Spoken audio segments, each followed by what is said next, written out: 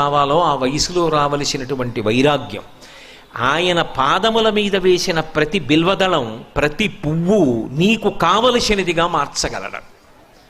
అది ఆయన శక్తి, అది శివ.